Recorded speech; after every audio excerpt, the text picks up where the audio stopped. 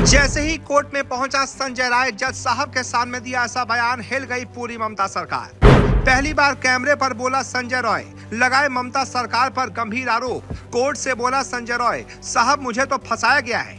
RG कर case में आया सबसे बड़ा अपडेट, ममता दीदी की उड़ गई नींदें, अब देना होगा कोर्ट को जवाब। जी, कोलकाता के आरजी कर मेडिकल कॉलेज और अस्पताल में हुई lady doctor rape murder case के मुख्य आरोपी ने कोर्ट में पहली बार कैमरे के सामने अपना बयान दर्ज कराया है। इस दौरान उसने जो कहा, उससे ममता सरकार पर कई सारे सवाल खड़े हो रहे हैं। ममता की रातों की नींद उड़ गई है। लोग कह रहे हैं अब ममता सरकार का अंत नजदीक है। कोर्ट के सामने संजय ने कहा कि वो तो पूरी तरह से निर्दोष है, उसने इस वारदात को अंजाम ही नहीं दिया है, उसे तो फंसाया जा रहा है। मुख्य आरोपी संजय रॉय ने कोर्ट में कहा, मैंने बलात्कार और हत्या नहीं की, मैं निर्दोष हूँ, मुझे फंसाया गया है, सरकार ने मुझे फंसाया है, उन्होंने मुझे चुप रहने की धमकी दी है, मेरे विभाग यानी कोलकाता पुलिस ने भी मुझे धमकाया है। आपको बता दें, 11 नवंबर से कोर्ट अब रोजाना इस मामले की सुनवाई करेगी। लेकिन संजय रॉय ने अगर सीधा सरकार पर आरोप लगाया है तो ये बहुत बड़ा सवाल है। संजय रॉय कह रहा है कि सरकार ने मुझे फंसाया है और उन्होंने मुझे चुप रहने की धमकी दी है। तो आखिरकार ममता सरकार में ऐसा कौन है जिसने संजय को चुप रहने की धमकी दी है? पुलिस विभाग में जो कि ममता के अधीन आती है, उसमें ऐसा कौन है जिसने संजय को धमकाया है? कौन है जो संजय को फंसाकर खुद को बचाना चाह रहा है? आखिरकार ममता बनर्जी किससे बचाना चाह रही है? दरअसल सीबीआई ने अपनी चार्जशीट में संजय रॉय को ही असली अपराधी बताया है। इसके साथ ही इस केस को गैंगरेप के बजाय रेप बताया है। इस चार्जशीट के मुताबिक सिविक वॉलंटियर संजय रॉय ने ही वारदात को अंजाम दिया।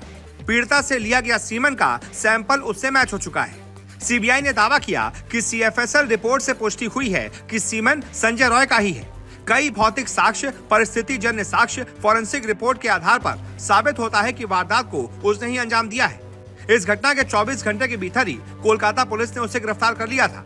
इस चार्जशीट में यह बताया गया है कि 9 अगस्त को क्राइम सीन से मिले छोटे बाल को जांच के लिए फॉरेंसिक लैब भेजा गया था। रिपोर्ट में ये बाल संजय रॉय के ही बताए गए।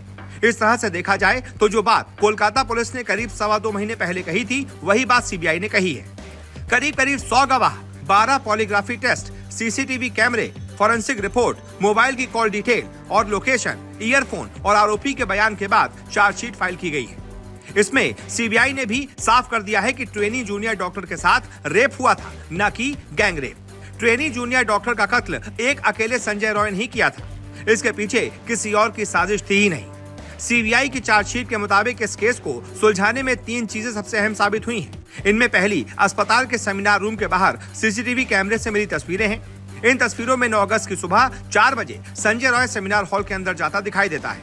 आधे घंटे बाद वो बाहर निकल जाता है। इस दौरान सेमिनार हॉल में अकेले संजय के अलावा न कोई दूसरा गया न बाहर आया।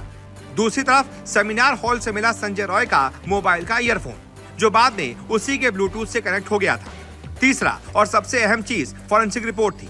ट्रेनी जूनियर डॉक्टर के नाखून में मिले खून से संजय का डीएनए मैच कर गया। इसके अलावा सीमन का डीएनए भी संजय से मैच कर गया था। प्राइवेट पार्ट से भी संजय का ही डीएनए सैंपल मिला था। चार्जशीट के मुताबिक वारदात वाली रात संजय रॉय ने काफी शराब पी रखी थी। उसी नशे में वो रात करीब 4 बजे अस्पताल के 3री मंजिल पर पहुंचा। इस बात से अनजान कि सेमिनार हॉल में ट्रेनी जूनियर डॉक्टर सो रही है, वो सेमिनार हॉल में पहुंच गया। वहां उसे ट्रेनी डॉक्टर दिखाई देती है। इसी के बाद वो उसके साथ जबरदस्ती करने की कोशिश करता है। डॉक्टर खुद को बचाने की कोशिश करती है। वो उसका मुंह और गला दबाने लग जाता है। चार्जशीट के मुताबिक संजय रॉय ने जब ट्रेनी डॉक्टर के साथ रेप किया तब वो बेहोश थी। पीड़िता के जिस्म पर 16 बाहरी और 9 अंदरूनी चोटें आई थीं। खुद को बचाने के दौरान उसने संजय पर हमला भी किया था। इसकी वजह से खरोचने के दौरान उसके नाखून में उसका ब्लड आ गया था। संजय के हाथ और गर्दन पर भी खरोचे जाने के निशान थे। इसका वो सही जवाब नहीं दे पाया था। फिलहाल कोर्ट में आरोप तय करने की प्रक्रिया शुरू कर दी गई है। लेकिन आखिरकार अगर संजय सही कह रहा है तो आखिरकार ममता सरकार में ऐसा कौन है जो खुद को बचाकर संजय को फंसाना चाह रहा है? आखिरकार संजय सरकार पर यह आरोप क्यों लगा रहा है? वैसे इस मामले में आपकी क्या राय है? जो भी आपकी राय हो, कमेंट करके बताएं।